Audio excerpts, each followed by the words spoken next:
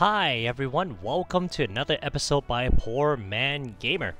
Today we are going to start a new series called Breaking Down the Greats.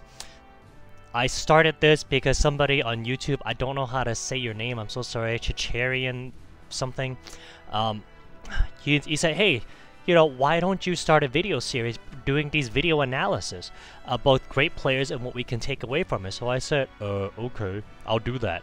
So Benvin 2, one of my favorite players to watch, is not just his micromanagement, it is also because he always uses decks that is so accessible to every free-to-play player.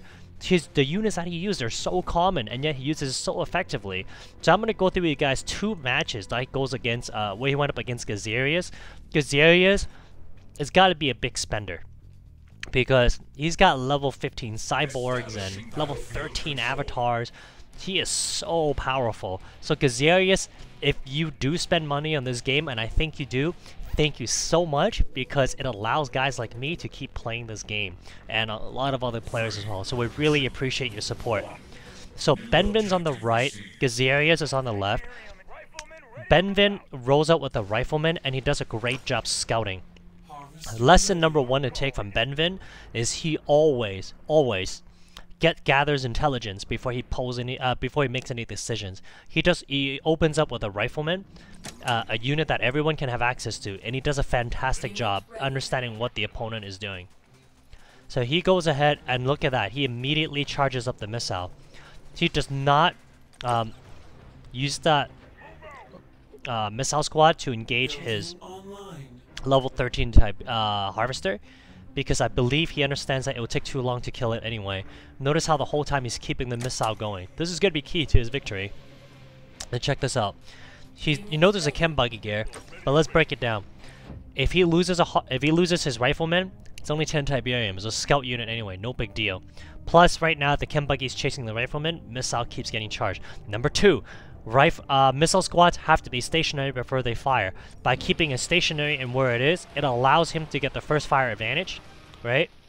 And as you can see here, he uses his pitbull right away so that it can both fire on the move, and he's able to take out his level 13 chem buggy very, very effectively. And bang, there it is. So as you keep going, notice how, again, he's focused on charging the missile. He rolls out another missile squad. He could have built something else, but he rolls out a missile squad because it's cheap and he doesn't want to commit to a unit unless he knows what's going on. So he's got the Predator tank now on the top. There's a chem buggy on the bottom.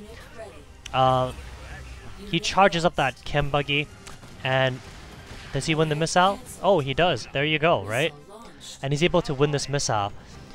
He immediately now opens with a jump jet squad. Notice, because he sees two Scorpion tanks, so he immediately engages his Scorpion tanks with the jump jet squad. He sees the chem buggy and he hides it behind the pitbull. You see that? Brilliant. He pressures the harvester. I don't think realistically he's trying to actually kill the harvester. He's just trying to distract him and divert his attention away and knock out his chem buggy. He also does a great job with the Predator tank on the bottom right to stop his advances. And look at this brilliance here. Because riflemen are cheap, he uses a rifleman to take out his level 14 laser squad, and he's got a set of jump jet squads there to try to do a little bit more damage against his Scorpion tank. That chem buggy at level 13 is just so powerful, right? And so there goes his... Oh, check out this brilliance. Pay attention to the right hand side. Notice how he rolls his harvester all the way on top of the missile pad. He wants to keep this missile charge at all times. While everything's going on the right hand side, he's using his pitbull on the top left, and it's just been pounding away the harvesters. He was able to steal one harvester from him. He is now on all three tiles, right?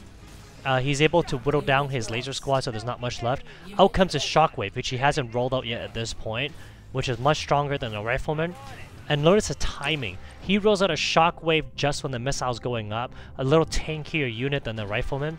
That does a fantastic job of holding tiles. It's got still get a bit of health, even with the nerf. So he's on all three tiles now, and bang, look at that. Unfortunately, he rolls out more chem buggies, and he lost this missile at the very last second. Look at here. He tried to use the ion cannon, but he was able to dodge it just in time, and he lost this missile by a split second. A lot of players right now would panic. I personally would start panicking at this stage of the game because, man, oh man, right? Like, double harvester deck, stronger level opponent. How are you gonna win this? He just calmly picks him apart. He uses predator tanks to engage his scorpions on the bottom. He baits his jump jet, uses jump jet to bait his chem buggy to chase him, so he's able to use his pitbull and just keep pounding him the whole time. Right? Notice how now he's using the pitbull to try to knock out his chem buggy on the bottom. He's engaging his scorpion tank.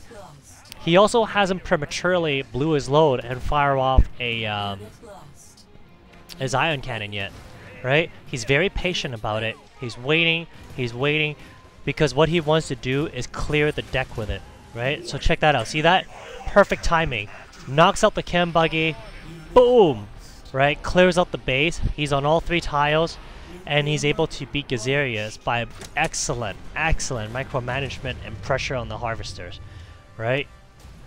Absolutely incredible. Beating such a high level player in terms of their units. And check out the second match. I was even more impressed with the second match. And it emphasizes the importance of scouting. A lot of people nowadays love to rush with tanks or air units.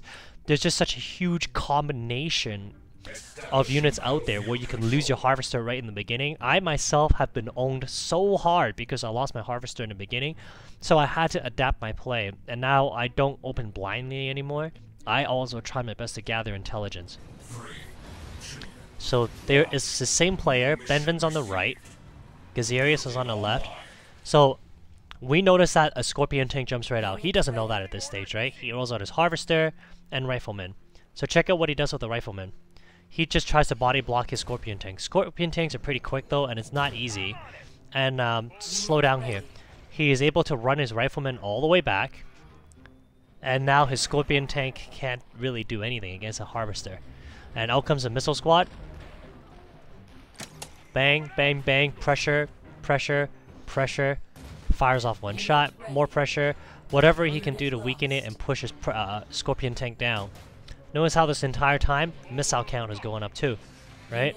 He knows that a chem buggy is coming out, which is why he opened with a pitbull, right? He's able to use his pitbull to body block more, and this whole time he's still protecting his harvester, right? Against a higher level opponent like that, sometimes it is very, very difficult to protect your harvester. He gets it just in the nick of time. He's able to body block his chem buggy, take it out as well, and almost lost his harvester. Crazy. And because he uses such cheap units, he's able to replenish them so quickly and jump on 2 tiles again. Look. Now he's scouting him out. Does he have a harvester? Right? If he does, that predator tank's going to do damage. If not, he's rolling it back. So there he is again with the predator tank. He's trying to body block him. Does a great job. Does not allow him to touch his harvester. And look at this. He wins that first missile. Isn't that brilliant? Like, just take a moment to absorb everything we just witnessed here. And the lesson we can learn from here is use cheap units in the beginning to scout out, see what the enemy is doing before we engage ourselves. Now he's going to go ahead and start pressuring a little bit more. He's trying to get rid of his base entirely because Gazerius is basically dead in the water at this time, right? There's not much he can really do because he doesn't have an economy, he doesn't have a harvester. Notice how Benvin here, instead of rolling out units, he's patient, right? He's just saving his Tiberium and waiting for Gazerius to do something before he engages. Now he's going to roll his jump jet squads because they get across the map very quickly, knowing he's dead in the water. And the rest of this game is done, right? I think Gazerius just gave up at this time. Brilliant. Absolutely brilliant. And there is so much we can learn from this, guys. So I hope you guys enjoyed this video called Breaking Down the Greats. I'll try to make this at least once a week. I hope you really enjoyed it. And please subscribe and comment below. Have a great day. Take care.